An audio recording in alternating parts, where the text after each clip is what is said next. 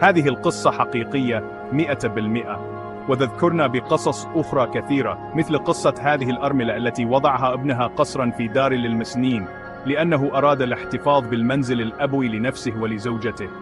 وهذا النوع من الدراما هو ما سيعمل قانون الأسرة الجديد الذي يجري إعداده حاليا على تصحيحه.